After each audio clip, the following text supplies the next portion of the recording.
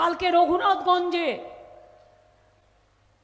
তুমি রামনবমী মিছিল করো, আমাদের কোনো আপত্তি নেই, তো আমাদের ছেলে মেয়েরাও করে, কই দাঙ্গা তো করে না। তোমরা পরশুদিন সিউড়িতে মিছিল করেছো, বন্দুক উঁচিয়ে মিছিল করেছো। আমি জানি না কেন administration is not taking action.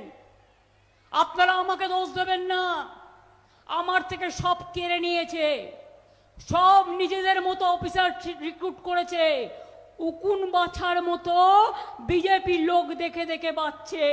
ওরা জানে না যতই বাঁচো বাংলায় আমরাই থাকবো, এবং আমরা চাই সবাই নিরপেক্ষভাবে কাজ করুক।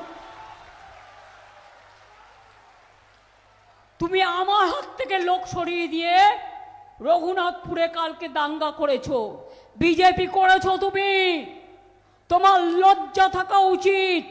সেই জন্যই সবাইকে সরিয়েছো, যাতে দাঙ্গা করা যায়। রঘুনাথগঞ্জের দোকান ভেঙেছো, লুটপাট করেছো। বন্ধু, একটা শিব মন্দির ভাঙলে সেটা নিয়ে বিজেপি কত নাটক করে, ভাঙা উচিত না। আমি ভাঙাকে সমর্থন করি না। কাশী বিশ্বনাথ মন্দির করতে গিয়ে কত মন্দির ভেঙেছিল বিজেপি। দিল্লির কালীবাড়ি ভেঙে উড়িয়ে দিয়েছিল। আমি কেন জগন্নাথ ধাম করেছি, আমি খুব পাপ করেছি, রোজ কোশ্চেন করা হয়। জিজ্ঞেস করুন, কারো বাড়ি ভাঙচুর করার অধিকার তোমাদের কে দিল?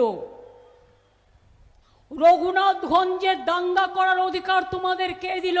তোমরা একতরফা করেছো, মিছিল থেকে বেরিয়ে দোকান লুটপাট করেছো, দোকান বাড়ি পুড়িয়েছো। আজ না হলেও কাল তোমাদের একটাকেও ছাড়বো না। মনে রাখবে, মানুষ তোমাদের বিচার করবে।